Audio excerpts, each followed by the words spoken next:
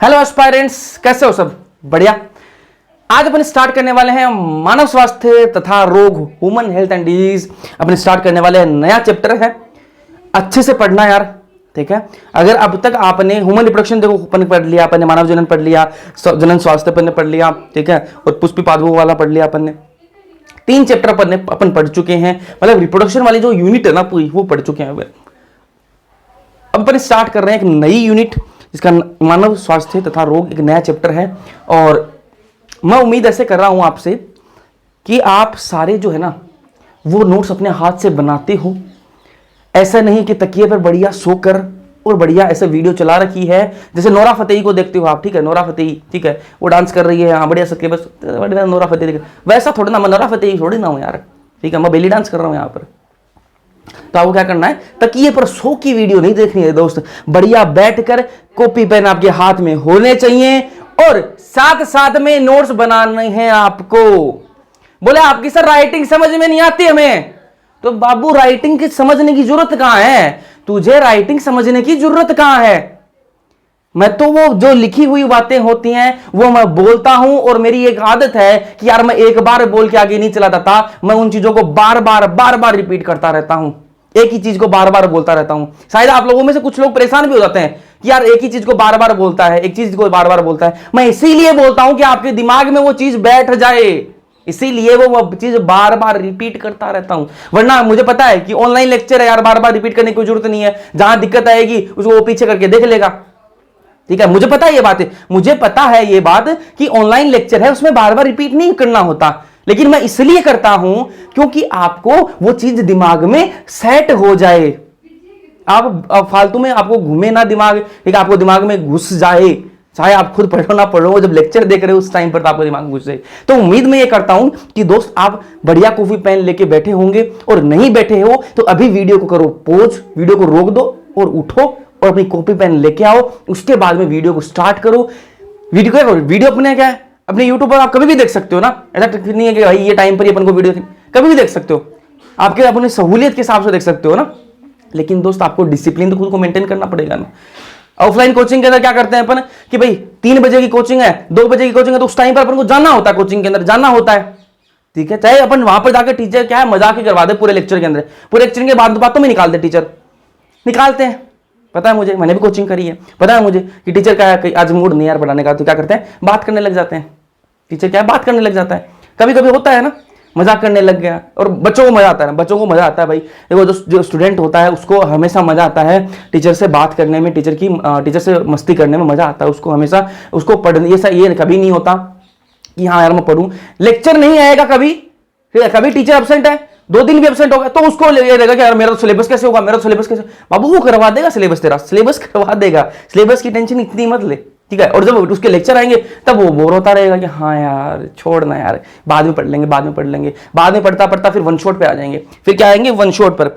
जिनको नहीं पता वन शॉट क्या होते हैं, एक चैप्टर को एक वीडियो में खत्म करते हैं ना, वो लास्ट में चलता है सीन, वो आपको करवाऊंगा, वो आपके लिए जो रेगुलर है ना, कुछ बच्चे रेगुलर है, कुछ स्टूडेंट बिल्कुल रेगुलर है, और मुझे उनके नाम पता है कौन कौन सा स्टूडेंट रेगुलर है, उनके मैं कमेंट हर वीडियो के नीचे उनके कमेंट आते हैं, और जब मैं वीडियो पोस्ट कर देता हूं उसके जस्ट बाद में ही वो क्या है आ जाते हैं क्लास के अंदर, मतलब बिल्कुल रेगुलर हो यार क्लास के अंदर।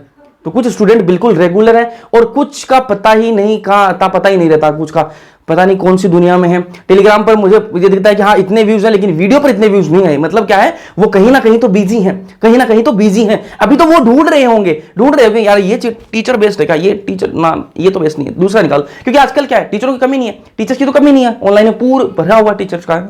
तो वो क्या कर रहे हैं अभी, तो वो देखेंगे कि हाँ यार ये ठीक है यार, ठीक है, हाँ मैडम बढ़िया दिख रही है, हाँ ठीक है, चलो नहीं यार ये चेंज करते हैं, हाँ ये सर बढ़िया दिख रहे हैं, हाँ यार बढ़िया, दाढ़ी में कट भी बढ़िया लगा रखा है इन्होंने, तो हेयर स्टाइल भी बढ़िया है, हाँ इनसे पढ़ लेते हैं, चुटकुले भी बढ़िया मार रहे हैं, हाँ ये ठीक है। फिर एक क्लास ली, नहीं यार मजा नहीं है, चलो दूसरा टीचर, भाई पूरे साल टीचर ही चेंज करेगा, फिर पूरे साल टीचर ही चेंज करेगा, और लास्ट में वन शॉट मेरे दिखेगा, वन शॉट देखने आएगा फिर।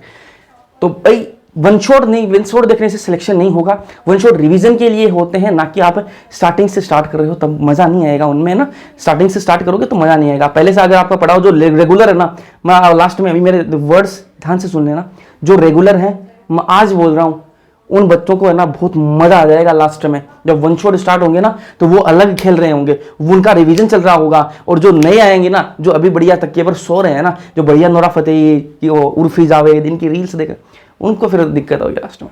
तो बढ़िया क्या बोल रहा हूं मैं कि आपको क्या करना है, अपने हाथ से नोट्स बनाने हैं। ऐसा नहीं कि सर पीडीएफ तो मैं दे ही दूंगा ना, पीडीएफ तो मैं ही दे ही दूंगा। आपको शॉर्ट नोट्स की जरूरत पड़ेगी, मुझे पता है कब जरूरत पड़ेगी, मैंने भी कोचिंग करी है दोस्त, मुझे पता है कब जरूरत पड़ती है शॉर्ट नोट्स की। उस टाइम पर मैं आपको नहीं बोलूंगा कि आप शॉर्ट नोट्स अपने हाथ से बनाओ, तब मैं आपको खुद दूंगा शॉर्ट नोट्स, मैं खुद बना कर दूंगा कि अब भाई उनके पास में टाइम नहीं है खुद नोट्स बनाने का, अब वो टाइम नहीं है। अभी 1 साल पड़ी है, 1 साल तुम सिर्फ वीडियो देख के और नोट्स, हाँ नोट्स तो सर दे ही देंगे, अपन वीडियो देख लेते हैं सिर्फ, ऐसा काम नहीं चलता। खुद अपने हाथ से बनाओगे, एक बार अपने लिखोगे तो आपके दिमाग में सेट होंगी चीजें, अपनी राइटिंग आपको समझ में भी आएगी, ठीक है। चाहे मैं कितने ही सुंदर सुंदर राइटिंग में नोट्स बना दूं आपको, चाहे मैं किसी से बनवा लूं, किसी से प्रिंट करवा दूं, दोस्त आपको अपनी राइटिंग ही समझ में आएगी बढ़िया से, ठीक है। तो अपने हाथ से लिखो। जिनको ये लगता है कि मेरी राइटिंग खराब, मान ली मेरी राइटिंग खराब है यार, टीचर मैं तो सुनता आ रहा हूं हर क्लास में मैंने टीचर से सुना कि राइटिंग खराब, सुधार ले, नहीं सुधरी, तो अब मैं राइटिंग सुधारने बैठूं। मैं बोल रहा हूं ना वो चीजें, मैं एक बार, मेरी तो आदत है यार, मैं एक बार चीज बार बार चीजों को रिपीट करता हूं, तो वो सुन के आप लिख सकते हो ना। मेरी राइटिंग देखनी क्यों है, मैं तो वो चीज बोल भी रहा हूं, तो आपको वो लिखनी है। अपने हाथ से आप नोट्स लिखो। नया चैप्टर स्टार्ट हो रहा है तो अपने हाथ से अपनी कॉपी के अंदर लिखो, हेडिंग लगाओ मानव स्वास्थ्य तथा रोग, ये अपना नया चैप्टर है। जैसे भी आपको बढ़िया इसके 2 नीचे लाइन खींच के बढ़िया क्रॉस लगा के, जो भी आपको करना है बढ़िया सी हेडिंग लगाओ। उसके बाद में अपन स्टार्ट करते हैं मानव स्वास्थ्य तथा रोग। देखो थोड़ा सा डिस्कस कर लेते हैं, मानव स्वास्थ्य के बारे में बात कर लेते हैं। ये थोड़ा सा ज्ञान दे दिया मैंने, और इस ज्ञान को ऐसे से मत कर लेना, ऐसे मत कर लेना, पूरा बढ़िया से दिमाग में ले लेना है ना। चलो, मानव स्वास्थ्य क्या है जी? मानव स्वास्थ्य किस पर निर्भर करता है? आप और मैं इंसान है जी, आप भी मानव हो, मैं भी मानव हूं, ठीक है, मानते हो ये बात? तो हमारा स्वास्थ्य जो है किस पर निर्भर करता है? सबसे पहली बात, अपनी लाइफस्टाइल कैसी है, अपनी रोजमर्रा की जो जिंदगी है ना वो कैसी है, उस पर बहुत ज्यादा निर्भर करता है यार। अपना जो स्वास्थ्य है ना वो उस पर बहुत ज्यादा निर्भर करता है। कैसे करता है जी?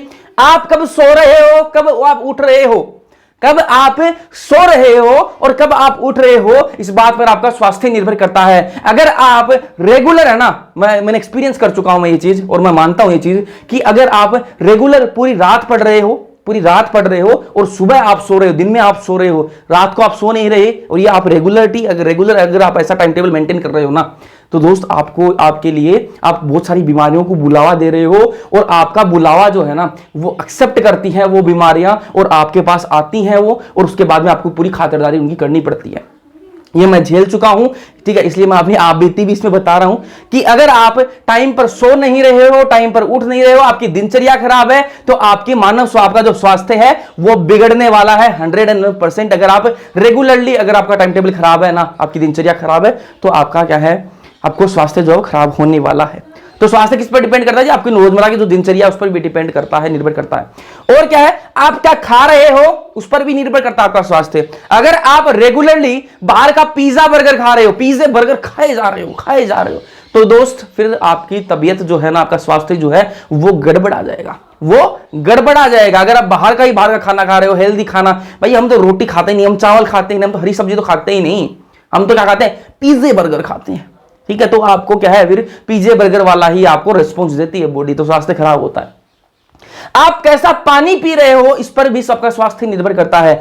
अगर आप दूषित पानी पी रहे हो, दूषित जल आप अगर पी रहे हो और रेगुलरली पी रहे हो, तो आपके बहुत सारी बीमारियां जो है वो लगने वाली हैं, ठीक है। तो इस पर भी आपका निर्भर करता है स्वास्थ्य किस पर निर्भर करता है? आपकी कैसे लाइफस्टाइल है जी, आप कैसा रहन सहन कैसा है, आपका रहन सहन, आप कहां पर रह रहे हो, इस चीज पर भी डिपेंड करता है स्वास्थ्य। अगर आप ऐसी जगह रह रहे हो जहां पर आसपास बहुत पानी है, बहुत क्या है, वो गंदा पानी भरा हुआ है, आसपास में जमा हो रखा है, तो वहां पर मच्छर बहुत ज्यादा हो जाएंगे, तो मलेरिया और डेंगू तो पक्का होना है, मलेरिया और डेंगू तो पक्का हो ही जाएगा। तो आपका रहन सहन कैसा है ना, उस पर भी डिपेंड करता है। आप साफ सुथरे कपड़े पहन रहे हो, देखो नए कपड़े पहनने की जरूरत नहीं है, मैं कह भी नहीं कहता कि नए कपड़े आपको पहनने चाहिए, नए कपड़े नहीं पहनने, जो आपके पास हैं, कपड़े सबके पास होते हैं जी, कपड़े सबके पास होते हैं। ऐसा नहीं कि हर महीने शॉपिंग करनी है, ना जी नहीं करनी है, शॉपिंग नहीं करनी, ठीक है। पूरी साल चाहे आप 2 टी-शर्ट में निकालो, पूरी साल चाहे आप 2 टी-शर्ट में निकाल दो, ठीक है, एक दिन एक टी-शर्ट, एक दिन एक टी-शर्ट, ठीक है, ऐसे चलने दो, पूरी साल निकाल दो, कोई नहीं पूछता यार। लेकिन वो कपड़े कैसे होने चाहिए, धुले हुए होने चाहिए, वो कपड़े कैसे होने चाहिए, धुले हुए होने चाहिए। ऐसा नहीं है कि 20 दिन तक अपन टी-शर्ट ही धो ही नहीं रहे, टी-शर्ट को धो ही नहीं रहे 20 दिन तक, तो फिर तो क्या है, बहुत सारी बीमारियां जो है वो आने वाली हैं। तो कपड़े जो है वो धुले हुए होने चाहिए, साफ सुथरे होने चाहिए, ठीक है। तो आप क्या है, आपका स्वास्थ्य अच्छा रहेगा। और क्या है जी, आपको नहाना भी जरूरी है। ऐसा नहीं कपड़े अच्छे पहन रहे हैं, बढ़िया बढ़िया सेंट वेंट मार, लेकिन आप क्या खुद नहा ही नहीं रहे हो।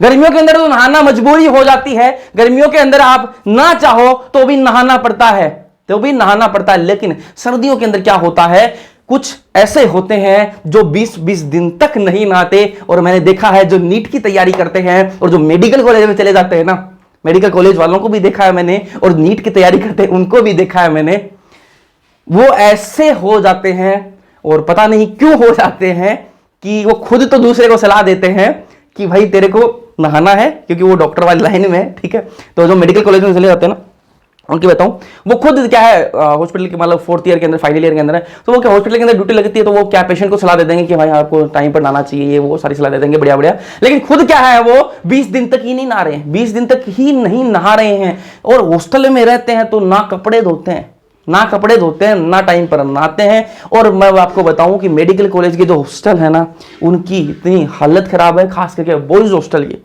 गर्ल्स हॉस्टल का तो मुझे नहीं पता, मैं नहीं गया। बॉयज हॉस्टल जो है ना, उनकी हालत इतनी खराब है, और लड़के तो बहुत गंदे रहते हैं यार, कुछ लड़के तो बहुत गंदे रहते हैं, ठीक है। बहुत मतलब क्या बताऊं आपको, शब्द नहीं है मेरे पास उनकी गंदगी को डिफाइन करने के लिए, परिभाषित करने के लिए मेरे पास शब्द का नहीं है, इतने ज्यादा गंदे रहते हैं, ना नहाते हैं टाइम पर, ना छोड़ो। चलो, मानव स्वास्थ्य तो किस पर डिपेंड करता है, मैंने आपको बता दिया कि रोजमर्रा की दिनचर्या कैसी है उस पर निर्भर करता है दोस्त, और आपकी लाइफस्टाइल तो उसमें आ गया। उसके बाद में आपकी रहन सहन कैसा है, आप क्या खा रहे हो, क्या पी रहे हो, उन सारी चीजों पर डिपेंड करता है। क्या पी रहे हो उसमें कौन आ गया, क्या पी रहे हो। अगर आप बार बार कोल्ड ड्रिंक पिए जा रहे हो कि गर्मी है यार, कोल्ड ड्रिंक तो पी लेते हैं, ठीक है, डर के आगे जीत है, ठीक है, डर के आगे जीत, ये सारी चीजें पी रहे हो तो दिक्कत आ जाएगी, फिर ज्यादा नहीं पीनी है ये भी, ठीक है। और अगर आप कोई वैसा सेवन करते हो, और मुझे पता है नीट की तैयारी करते हो, बहुत सारे जो है वो करते हैं, ठीक है, बियर का सेवन करते, तो वो गलत बात है दोस्त, उससे स्वास्थ्य खराब होता है, ठीक है। इसको बारे में, बियर और वाइन के बारे में, दारू के बारे में, इसके बारे में आगे बताएंगे, ठीक है। इस चैप्टर के अंदर ही बातें आएंगी, दारू की, ड्रग्स की, सिगरेट की, इनकी बातें बताऊंगा इस चैप्टर के अंदर बताऊंगा। चलो अब चैप्टर को स्टार्ट करते हैं। अपन चैप्टर के अंदर सबसे पहले पढ़ेंगे इम्यूनिटी। अब देखो, प्रतिरक्षा, इम्यूनिटी को हिंदी में क्या बोलते हैं, प्रतिरक्षा बोलते हैं। काफी लेक्चर के अंदर बातें हो गई आज, है ना, लेकिन रिलेटेड था इसलिए। देखो इम्यूनिटी क्या होती है, हिंदी में इसको प्रतिरक्षा बोलते हैं। क्या बोलते हैं, प्रतिरक्षा। अब आप हिंदी मीडियम से हो इसलिए मुझे प्रतिरक्षा बोलना पड़ रहा है, बाकी आप, मुझे पता है, इम्यूनिटी से ज्यादा रिलेट कर पाओगे। क्यों कर पाओगे, क्योंकि आज आप जो हो, मुझे देख रहे हो, वो सारे के सारे 2023 में तो जन्मे नहीं हो। 2023 में किसी का जन्म हुआ है क्या, सबका? किसी का भी नहीं हुआ भाई 2023 में, तो 2023 वाला तो मेरे को देखेगा नहीं, तो उससे पहले का जन्म मतलब 2020 के अंदर आप सब थे, ठीक है। जो मुझे अब देख रहे हो आप सारे 2020 के अंदर थे या नहीं थे? थे ना, थे। तो आपने टीवी में, मोबाइल में, न्यूज में आपने एक वर्ड सुना होगा, और बहुत बार सुना होगा, इम्यूनिटी। क्या वर्ड सुना होगा? इम्यूनिटी। भाई इसकी तो इम्यूनिटी स्ट्रांग है, तब इसको कोरोना कुछ नहीं बिगाड़ सकता। मेरी तो इम्यूनिटी स्ट्रांग है, मेरी तो कोरोना कुछ नहीं हो सकता। घर वाले बोले घर से बाहर मत निकल, दोस्तों के पास मत जा, ना जी मेरी तो इम्यूनिटी बहुत ही स्ट्रांग है, मेरे कुछ नहीं हो सकता। ये डायलॉग मारे हैं आपने सबने, बहुत मारे हैं, ठीक है। वो क्या, गिलोय का जूस पी रहे हैं, गिलोय का काढ़ा पी रहे हैं, क्यों पी रहे हैं? क्यों पी रहे हैं? इम्यूनिटी बढ़ेगी जिससे। क्या बढ़ेगी? इम्यूनिटी बढ़ेगी इससे। समझ में आई बात? इम्यूनिटी क्या होती है अभी बताऊंगा इम्यूनिटी, लेकिन आप सबने ये वर्ड सुन रखा है।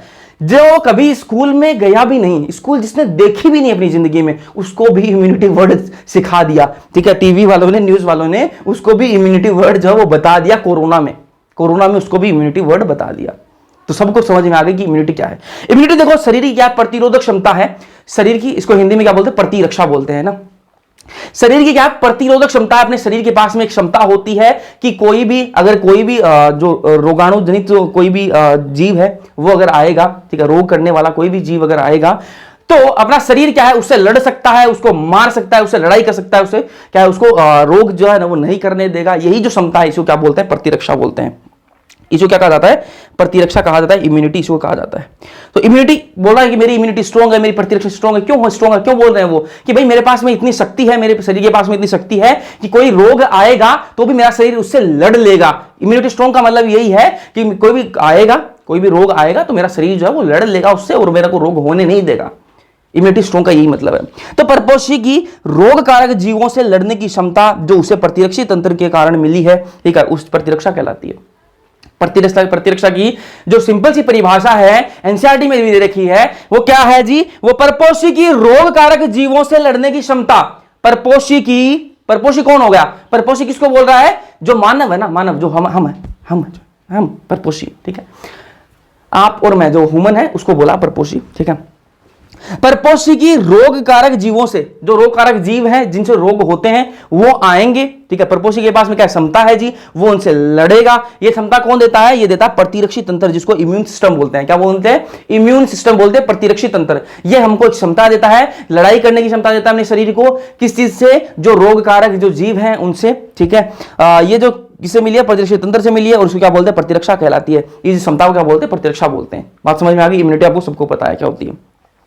अब ये प्रतिरक्षा जो है ना, ये इम्यूनिटी जो है वो दो प्रकार की होती है जी। ये इम्यूनिटी जो है वो दो प्रकार की होती है। कौन कौन से प्रकार हैं? एक है सहज प्रतिरक्षा और दूसरी है उपार्जित प्रतिरक्षा। एक होती है सहज प्रतिरक्षा और एक होती है उपार्जित प्रतिरक्षा। दोनों में फर्क क्या है जी? ये मैंने आपको बताया कि प्रतिरक्षा समझ गए आप क्या होती है प्रतिरक्षा, लेकिन प्रतिरक्षा दो प्रकार की होती है। ये जो इम्यूनिटी है ये दो प्रकार की होती है, एक सहज प्रतिरक्षा और दूसरी होती है उपार्जित प्रतिरक्षा। सहज प्रतिरक्षा को इंग्लिश में बोलते हैं इनेट इम्यूनिटी और उपार्जित प्रतिरक्षा को क्या बोलते हैं? Acquired immunity.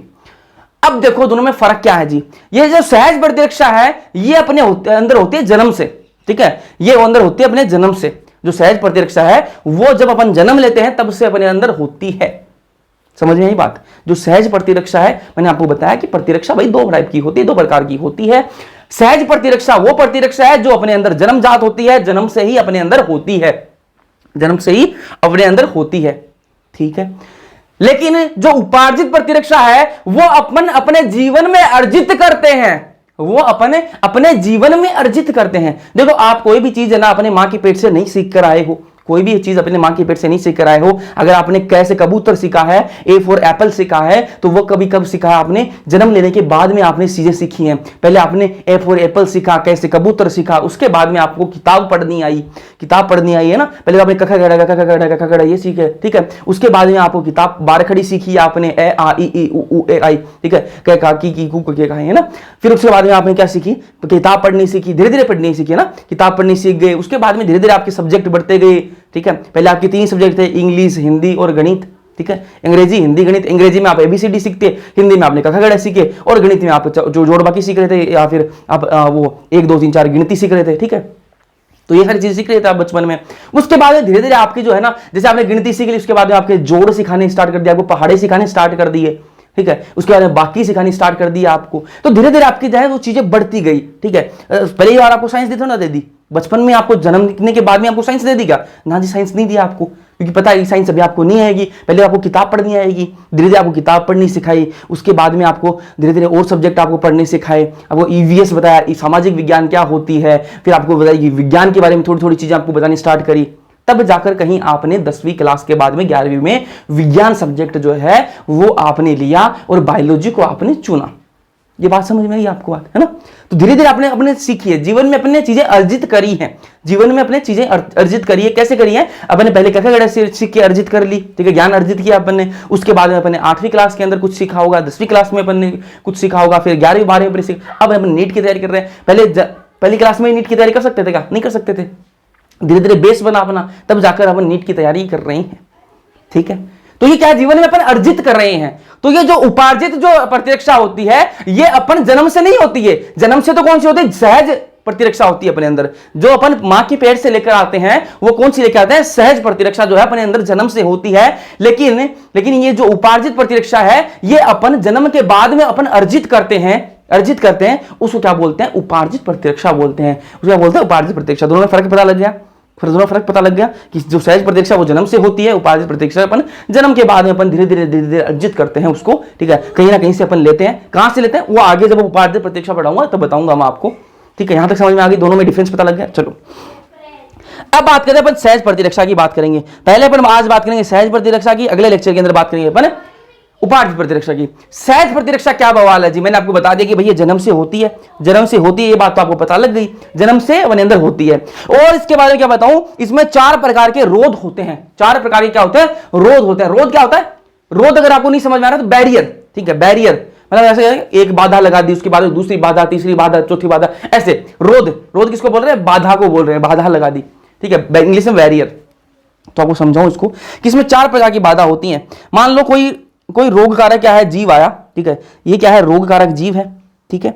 इसके लिए क्या है, इसको ये अपना शरीर जो है ना, इसके पास में क्या है अलग, ये क्या है प्रतिरक्षा का मतलब क्या है कि इसको इंटर नहीं करने देना है, इसको अपन अंदर नहीं आने देंगे। अगर अंदर आ जाएगा तो ये कोई ना कोई रोक कर देगा, तो इसे लड़ना है। कैसे लड़ेगा भाई, सहज प्रतिरक्षा वो कैसे लड़ती है, ये पहले एक क्या बाधा लगा रही, अगर ये मान लो इस बाधा को क्रॉस करके आ भी गया तो दूसरी बाधा है, इसको भी क्रॉस करके आ गया तो तीसरी बाधा है, इसको भी क्रॉस करके आ गया तो चौथी बाधा है। तो 4 इसमें बाधाएं लगा रखी हैं ताकि क्या है, ये रोग नहीं कर पाए। तो ये क्या है, इसमें बाधाएं होती हैं, अलग अलग प्रकार की बाधाएं होती हैं। मान लो देखो ये क्या है, पीएम का काफिला चल रहा है भाई, पीएम प्रधानमंत्री का काफिला है, ठीक है। अब क्या होगा, इसके चारों तरफ क्या होंगे, एसपीजी के जवान होंगे। एसपीजी नाम सबने सुना होगा, न्यूज व्यूज देखते हो तो, ठीक है।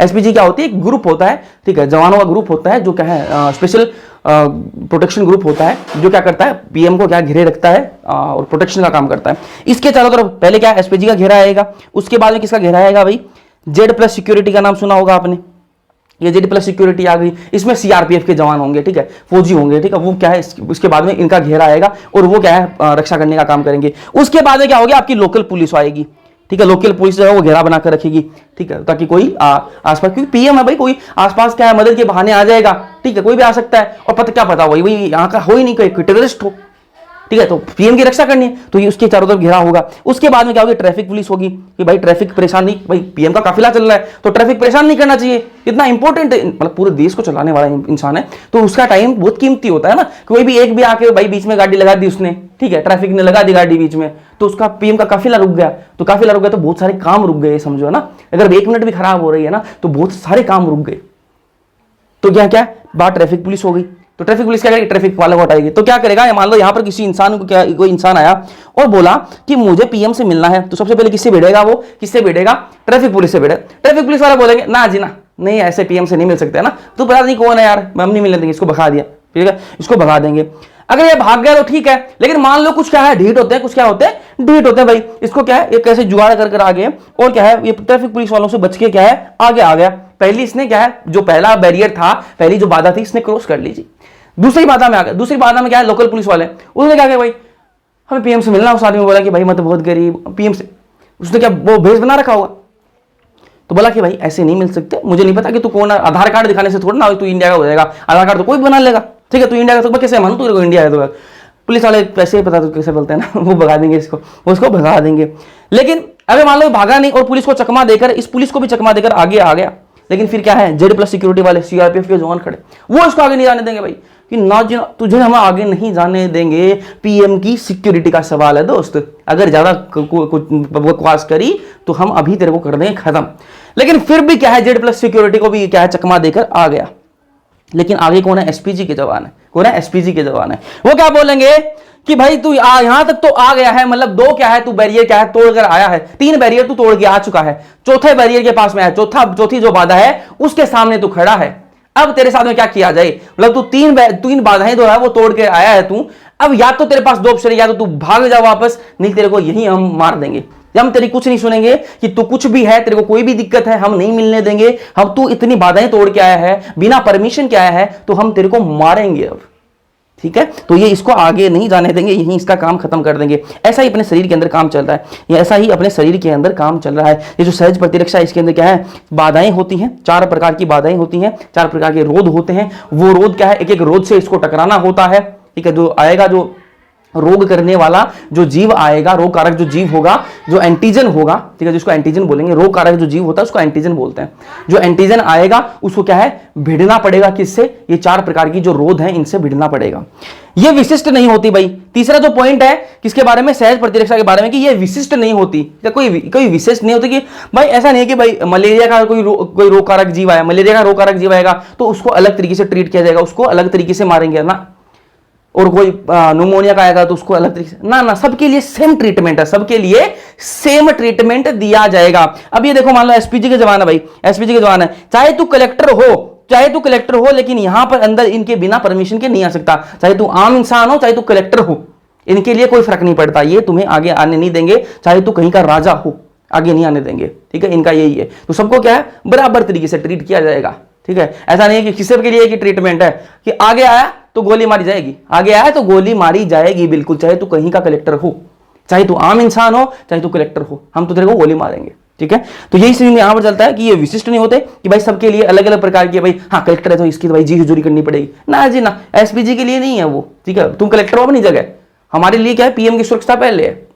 तो यहां पर क्या है, ये विशिष्ट नहीं होती, नॉन स्पेसिफिक होती है, मतलब किसी के लिए स्पेसिफिक नहीं है, सबके लिए सेम ट्रीटमेंट दिया जाएगा, सबको क्या है, सेम ट्रीटमेंट दिया जाएगा।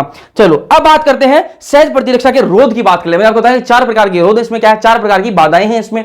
अब वो बाधाएं कौन कौन सी हैं 4 प्रकार की, उनकी बात कर लेते हैं। तो पहली बाधा कौन सी है, शारीरिक रोध। पहला कौन सा रोध है, शारीरिक रोध पहला है, जिसको इंग्लिश में क्या बोलेंगे, फिजिकल बैरियर। कौन सा, फिजिकल बैरियर। अब देखो, कोई मान लो रोग कारक जीव है, कोई रोग कारक जीव है, वो बोला हम आएंगे दोस्त। जैसे आतंकवादी बोलता है, उसको क्या करना होता है कि भाई कैसे ना कैसे मैं करके इस देश के अंदर घुस जाऊं, कैसे ना कैसे करके मैं इस देश के अंदर घुस जाऊं, चाहे मैं किसी भी देश से होते हुए आऊं, चाहे मैं पानी के रास्ते से होके आऊं, चाहे मैं सीमा के नीचे से जो गुफा है वो खोद कर आऊं, कैसे भी आऊं, लेकिन मुझे इस देश के अंदर एंट्री लेनी है।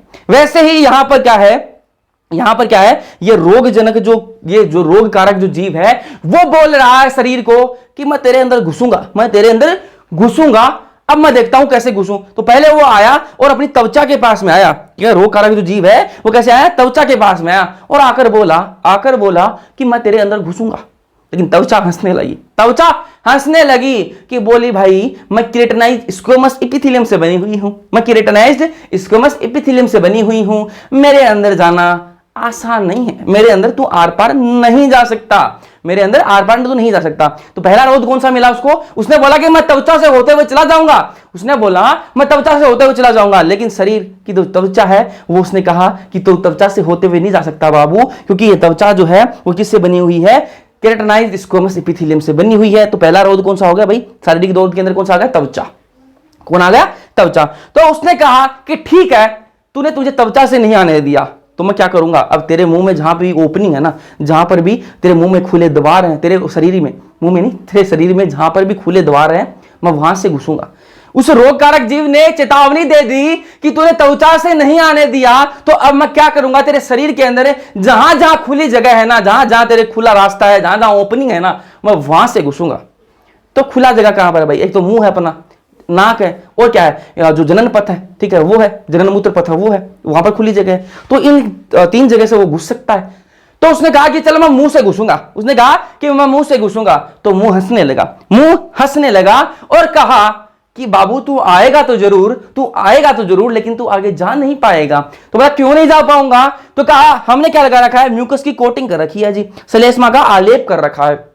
हमने क्या कर रखा है, श्लेष्मा का लेप लगा रखा है। कहां लगा रखा है, जो जठरा तंत्र है, जो जीआईटी गैस्ट्रोइंटेस्टाइनल ट्रैक्ट है ना, जो अपनी एलिमेंट्री कैनाल है, इसके अंदर हमने क्या कर रखा है, म्यूकस का लेप लगा रखा है, श्लेष्मा का लेप लगा रखा है। जैसे ही तू अंदर घुसेगा, तू मुंह से घुस तो जाएगा, जैसे मैं बोल रहा हूं मुंह खोलूंगा, कभी सब खोलते हैं मुंह यार, सब खोलते हैं ना, तो मुंह खोलूंगा तो अपने को तो देखा रोग कारक जो जीव है वो दिखता भी नहीं है, तो वो छोटा होता है, तो वो जाएगा, मुंह थोड़ा सा खोलूंगा तो वो चला जाएगा अंदर, चला तो जाएगा, लेकिन अपने अंदर क्या होता है, श्लेष्मा का क्या होता है, लेप होता है। वो क्या करेगा, श्लेष्मा क्या करेगा, उस रोग कारक जो जीव है उसको पकड़ लेगा, ट्रैप कर लेगा, उसको पकड़ लेगा, उसको आगे नहीं जाने देगा। तो उसने कहा ठीक है, मैं तेरे मुंह से नहीं जा सकता, कोई बात नहीं, मैं तेरे मुंह से नहीं जा सकता, मैं क्या करूंगा, तेरे नाक के अंदर घुसूंगा, मैं तेरे नाक से होते हुए जाऊंगा, मैं तेरे शरीर के अंदर घुस के दिखाऊंगा और मैं तेरे नाक से होते हुए जाऊंगा। तो नाक हंसने लगा और कहा बाबू तू नाक से होते हुए भी नहीं जा सकता। तो कहा क्यों नहीं जा सकता, तो हमने कहा कि हमने श्वसन तंत्र जो है ना, हमारा जो श्वसन पथ है ना, जो है ना, उसके अंदर भी हमने श्लेष्मा का क्या कर रखा, आलेप कर रखा है। हमारा जो श्वसन पथ है ना, उसके अंदर भी हमने क्या कर रखा है, श्लेष्मा का लेप कर रखा है जी। अब आके दिखा, जैसे ही तू घुसेगा श्लेष्मा तेरे को पकड़ लेगा और तेरे को आगे नहीं जाने देगा। तो उसने कहा ठीक है, 2 जगह खत्म हो गई, तो तीसरी जगह तो है ना, मैं जनन मूत्र पथ से जाऊंगा, जनन मूत्र पथ से जाऊंगा। तो जनन मूत्र पथ भी हंसने लगा और कहा कि बाबू तू इस तरीके से भी नहीं जा सकता, क्योंकि हमने यहां पर भी क्या लगा रखा है, श्लेष्मा का लेप लगा रखा है। जनन मूत्र पथ में भी क्या लगा रखा है हमने, श्लेष्मा का लेप लगा रखा है। जैसे ही तू घुस तो जाएगा, तू घुस तो जाएगा इसके अंदर, लेकिन अंदर आगे तू जा नहीं पाएगा, क्योंकि श्लेष्मा जो तेरे को जकड़ लेगा, तेरे को आगे नहीं जाने देगा। तो पहला एक इसके अंदर आ गया शारीरिक रोध के अंदर कौन कौन आ गया, आपकी त्वचा आ गई, म्यूकस की कोटिंग आ गई, श्लेष्मा का लेप आ गया, ठीक है। और इसके अंदर क्या है, जठरातंत्र के अंदर आपकी क्या है, श्लेष्मा का लेप होता है, श्वसन पथ के अंदर और जनन मूत्र के पथ के अंदर आपका श्लेष्मा का लेप होता है। फिर दूसरा जो रोध है ना, अब मान लो कि जो है ना उसने ये क्या है, बहुत ज्यादा भाई वो पावरफुल आदमी था, बहुत पावरफुल क्या था, जो रोगकारक जीव था वो बहुत पावरफुल था। उसने क्या त्वचा को इन सबको क्या चकमा देकर, श्लेष्मा को चकमा देकर वह मुंह के द्वारा कैसे भी ना कैसे करके वो अंदर पहुंच गया। पहला उसने बैरियर जो है वो क्रॉस कर लिया जी, पहली उससे बाधा क्रॉस करके आ गया, वो पहली बाधा क्रॉस करके आ चुका है। कोई बात नहीं, दूसरी बाधा है अपने पास, दूसरी बाधा तैयार है। कौन सी, कायिकीय रोध। कौन सा, कायिकीय रोध, फिजियोलॉजिकल बैरियर। कौन सा, फिजियोलॉजिकल बैरियर, ठीक है। इसमें कौन आते हैं भाई, शरीर के स्राव आते हैं। इसमें कौन आते हैं, शरीर के स्राव आते हैं। शरीर में कौन कौन चीजें स्राव होती हैं, स्रावित होती हैं। तो पहली तो है आमाशय के अंदर जो है अम्ल, आमाशय के अंदर अम्ल मतलब अपना पेट जो है ना, इसके अंदर क्या एसिड होती है, HCl जो है वो होती है। तो आमाशय क्या, पेट को बोलते हैं। तो पेट के अंदर क्या अम्ल होती है, ठीक है जी, एसिड होती है। तो जैसे ही मान लो मुंह के द्वारा वो घुस गया, श्लेष्मा के पकड़ में नहीं आया। यहां पर आ सकता था वो श्लेष्मा के पकड़ में, लेकिन मान लो नहीं आया, चकमा दे दी उसने, चकमा दे दी, आ गया वो अंदर। पेट के अंदर जैसे ही जाएगा तो पेट हंसने लगा और कहा बाबू तू वहां पर पकड़ में नहीं आया, कोई बात नहीं, हम बैठे हैं ना, हम बैठे हैं, हमारे पास में क्या है, अम्ल है, और ये बहुत ज्यादा एसिडिक है, बहुत ज्यादा एसिडिक है, तू इसको झेल नहीं पाएगा, तू इसको झेल नहीं पाएगा, इसकी पीएच बहुत कम है, तू झेल नहीं पाएगा, तू मर जाएगा यार, तू मर जाएगा। तो वो आएगा और आएगा पेट के अंदर घुसा और उसको मार दिया जाएगा, ठीक है। अब मान लो उसने कहा कोई बात नहीं, कोई बात नहीं, कोई बात नहीं, मैं आंखों से होते जाऊंगा, मैं आंखों से जा सकता हूं, आंखों से भी तो जा सकता हूं। तो आंखें हंसी और कहा कि हमारे आंखों के पास तुझे पता है कौन होता है, आंसू होते हैं, आंखों के पास में कौन होते हैं, आंसू होते हैं। और आंसुओं में क्या होता है, लाइसोजाइम होता है। क्या होता है, लाइसोजाइम होता है। ये वर्ड लिख लो भाई, ये लिख लो, आंसू में क्या होता है, लाइसोजाइम होता है, लाइसोजाइम होता है, ठीक है। तो लाइसोजाइम क्या करेगा, इस रोग कारक जो जीव है इसको मार देगा। तो उसने कहा कोई बात नहीं, कोई बात नहीं, कोई बात नहीं, मैं कान से होते जाऊंगा, मैं कान से होते हुए जाऊंगा, मैं ना मुंह से जा रहा, मैं आंख से होने जाऊंगा, तो मैं कान से होते चला जाऊंगा। तो कान भी बोले कोई बात नहीं, आ तो सही, तेरे को देख लेंगे। कान के अंदर जैसे ही गया तो कान में क्या है, सेरुमेन है। क्या है, सेरुमेन। सेरुमेन क्या होता है, ईयरवैक्स। ईयरवैक्स जो आप कान में तीली डाल के, जो माचिस की तीली डाल के ऐसे ऐसे हिलाते हो ना, हाँ मजा आ गया, मजा आ गया। और फिर आप एक अलग सा पदार्थ सा निकालते हो ना, रेड कलर का सा, जो ब्राउन कलर का सा पदार्थ निकालते हो, वो क्या है, उसको क्या बोलते हैं, ईयरवैक्स बोलते हैं, ठीक है। उसको क्या बोलते हैं, जो कचरा सा निकालते हैं ना, ईयरवैक्स होता है वो, ठीक है। वो क्या बचा कर रखता है, ठीक है। तो क्या है, ईयरवैक्स जो है ना, वो उसका इंतजार कर रहा होता है, वो कहता है कि उसको पकड़ लेता है, उस जो रोग कारक जीव है उसको पकड़ लेगा, ठीक है। अब क्या भाई, पित्त जो है, अगर वो मान लो अम्ल से बच गया, अम्ल से बच गया, ठीक है, पेट के अंदर अम्ल था, उससे बच गया, बहुत भाई कोई ढीठ होगा, ठीक है, बच गया, मान लो बचाकर वो पेट से नीचे चला गया। लेकिन पेट के नीचे कौन होता है, पित्त होता है। क्या होता है, पित्त होता है, पित्त बाइल, ठीक है। बाइल ने कहा कोई बात नहीं बाबू, आ तो सही, आ तो सही, मैं तेरा ही तो इंतजार कर रहा था। उसको पकड़ लिया और उसको मार दिया। चलो ये बात हो गई। उसने कहा कि मैं भाई तेरी स्किन से जाऊंगा। स्किन पर क्या आता है, पसीना आता है। पसीना भी क्या करता है, पसीना, और जो अपने जो यहाँ पर देखा होगा आपने, जो ऑयली स्किन होती है ना, जिनकी तो यहाँ पर ऑयल से आ जाता है, वो भी क्या करता है, ये जो रोग कारक जीव है इनको आने जाने नहीं देता। ये बातें हो गई। ये होगा जो दूसरा प्रकार का रोध है, कायिकीय रोध। अब मान लो पहले प्रकार के जो रोध है, पहला प्रकार का जो रोध था उसको भी उसने क्रॉस कर दिया, उसको भी चकमा देके आ गया। दूसरे प्रकार का जो रोध है इसको भी चकमा दे दी। तो भैया कौन है, तीसरे प्रकार का रोध तो तैयार है ना, तीसरे प्रकार का रोध तो तैयार है, तीसरे प्रकार की बाधा भी तैयार है। कोशिकीय रोध बोलेंगे, क्या बोलेंगे, कोशिकीय रोध, सेलुलर बैरियर। क्या बोलेंगे, सेलुलर बैरियर। तो 2 प्रकार के रोध जो है वो कवर कर क्या है, क्रॉस करके आ चुका है, उसने कैसे न कैसे चकमा दे दी और वो आ गया अंदर।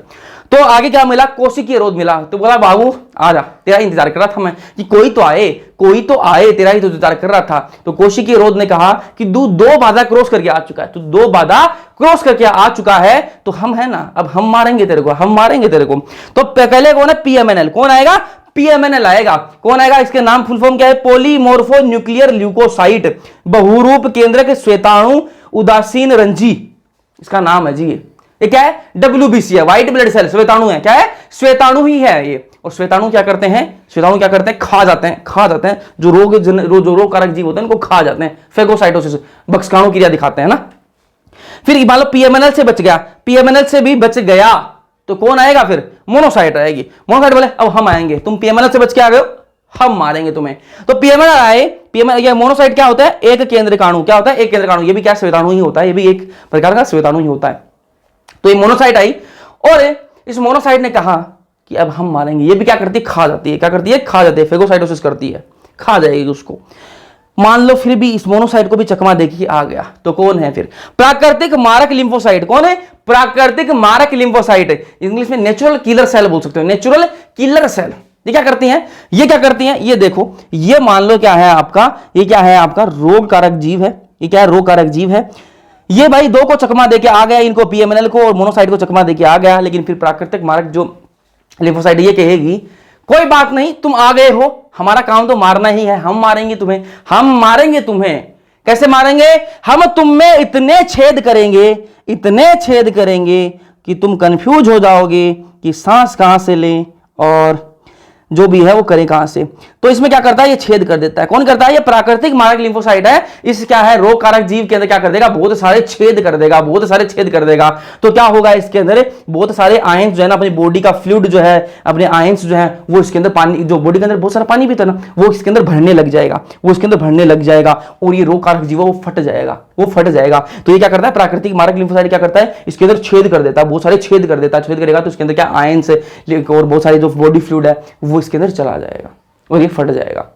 ठीक है, मान लो ये किससे बच के आएगा, प्राकृतिक मारक लिम्फोसाइट से भी बच के आ गया। तो कौन है, मैक्रोफेज है। कौन है, मैक्रोफेज है। ये क्या करेगा, खा जाएगा, उसको करेगा, खा जाएगा। तो ये होगा अपना तीसरे प्रकार का रोध हो गया, तीसरे प्रकार की बाधा हो गई। मान लो भाई कोई बहुत ही बड़ी कोई खिलाड़ा हो, बहुत ज्यादा खिलाड़ी हो, बहुत बड़ा, लेकिन अपने पास में क्या है, चौथा रोध अभी बाकी है, चौथा अपने पास बाधा, चौथी बाधा और है अपने पास में। ये क्या बवाल है जी, आपने 3 बैरियर जो वो क्रॉस करके आ चुके हो, 3 बाधा आप तोड़कर आ चुके हो, लेकिन हमारे पास में चौथी बाधा भी है। वो क्या है, वो है साइटोकाइन रोध। साइटोकाइन रोध क्या है, ये क्या करता है भाई, विषाणु संक्रमित जो कोशिका होगी वो क्या करेगी, इंटरफेरोन नामक प्रोटीन श्रावण करती है। मैं बताऊंगा क्या मतलब होता है, इंटरफेरोन निकाले, क्या निकालेगी, इंटरफेरोन निकालती है। साइटोकाइन रोध क्या होता है, इसमें क्या होता है, इंटरफेरोन निकालती है। ये इंटरफेरोन एक प्रोटीन होती है, कैसे निकालती है वो बताता हूं अभी।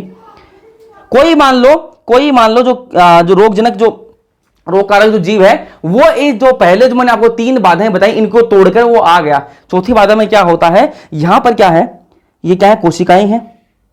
ये क्या है, कोशिकाएं हैं जी, बहुत सारी कोशिकाएं होती हैं, बहुत सारी कोशिकाएं होती हैं। और ये क्या है, आपका रोग कारक जीव है। ये आ गया, वो 3 बाधाओं को क्रॉस करके आ गया और इसको क्या कर दिया, इन्फेक्टेड कर दिया, संक्रमित कर दिया। इसको क्या कर दिया, संक्रमित कर दिया। तो ये कोशिका क्या करेगी, ये कोशिका जो है ना, जो संक्रमित हुई है, जो कोशिका संक्रमित हुई है, वो क्या करेगी, वो एक प्रोटीन निकालेगी, जिसका नाम क्या है, इंटरफेरोन। ठीक है, वो एक टावर सा बना लेगी अपने ऊपर, जिसका नाम क्या है, इंटरफेरोन। ये क्या है, एक प्रोटीन है, ग्लाइकोप्रोटीन है। ये प्रोटीन का काम करती है, इंटरफेरोन नाम की जो प्रोटीन है, मैं कैंसर के अंदर पूछूंगा, कैंसर के अंदर काम आएगी ये क्या करेगी, ये क्या करती है, ये दूसरी कोशिकाओं को सिग्नल भेजेगा। ये जो टावर बनाया मैंने इस कोशिका के ऊपर, ये दूसरी कोशिकाओं के पास में क्या भेजेगा, सिग्नल भेजेगा और इनको चिल्ला चिल्ला कर बताएगी। दूसरी कोशिकाएं जो है, इनको चिल्ला चिल्ला कर बताएगी कि मैं संक्रमित हो चुकी हूं, मेरे पर अटैक हो चुका है, मैं तुम्हें मैसेज पहुंचाना चाह रही हूं कि मेरे पर पूरी डिटेल देगी, पूरी डिटेल देगी, इस जो रोग कारक जीव है इसकी पूरी डिटेल दे देगी, पूरा बायोडाटा दे देगी इसका, कि ये वाला जो है ना, ये वाला जो है वायरस है, इसने मुझे इन्फेक्ट किया है, इसने मुझे अटैक किया है, तो तुम लोगों पर भी अटैक कर सकता है, ये अंदर घुस चुका है, सारे जो बाधाएं वो तोड़कर घुस चुका है, मेरे पर अटैक कर दिया, मैं तो नहीं बचूंगी, लेकिन तुम अपना सारे लोग जो है वो ख्याल रखना। इसका सारा बायोडाटा दे दिया, तो क्या करेंगी कि तुम इसके खिलाफ क्या बना लो, एंटीबॉडी बना लो, पहले इसके खिलाफ हथियार बना लो, एंटीबॉडी बना लो, ताकि जब वो तुम्हारे ऊपर अटैक करने आए, जब ये रोग कारक जीव तुम्हारे ऊपर अटैक करने आए, तो तुम्हारे पास पहले से इसके खिलाफ क्या बने रहेंगे, एंटीबॉडी बनी रहेंगी, और तुम उसको मार दोगी। तो ये क्या करेगी, उसको पहले ही सबको इंफॉर्मेशन दे देगी, इंफॉर्मेशन दे देगी। तो ये क्या है, इंटरफेरोन का काम है। कौन करता है, इंटरफेरोन। ठीक है, चलो इंटरफेरोन समझ में आ गया, चारों बातें आपको समझ में आ गई। चलो इस लेक्चर में करेंगे दोस्त, इतना ही करेंगे। ये अपनी सहज प्रतिरक्षा जो है वो खत्म हो चुकी है, अब अपनी उपार्जित प्रतिरक्षा है वो अपन करेंगे नेक्स्ट लेक्चर के अंदर। लेक्चर कैसा लगा वो जरूर बताना यार, है ना, कैसा लगा, मजा आया नहीं आया, बताओ।